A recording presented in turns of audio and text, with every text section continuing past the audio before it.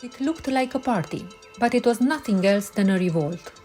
In May 2018, young Georgians turned Tbilisi's main square into a rave and a protest that stunned the world. Rave Revolution was something like, I think it never happened to anywhere. I was studying abroad back then, and all my classmates from different countries, next day they all knew that this was happening in my capital.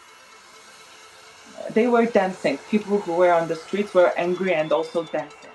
It started when police brutally raided Bassiani and Café Gallery, two of Tbilisi's most iconic clubs.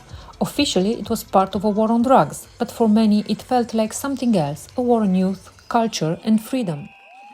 That operation was just kind of showing the power and showing that we can control you anywhere, like no matter if you're at your home or at the club or at the most popular stage. We have political prisoners who never had the drugs that was found on their pockets, and there are no evidence, and they are facing 20 years of prison or like life sentences just because they were actively protesting. So the drugs are used by the government to scare people.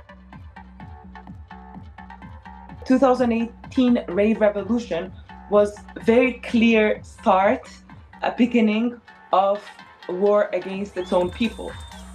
The morning after the raids, the news spread fast.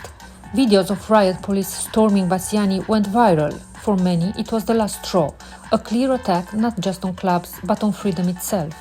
Within hours, young people began to mobilize online. By that evening, May 12th, thousands had gathered outside Georgia's parliament, dancing, protesting, refusing to be silenced.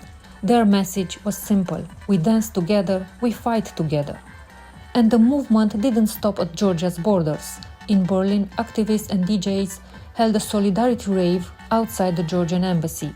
In Amsterdam and beyond, events were organized to support Bassiani. Across Europe, the underground stood with Tbilisi.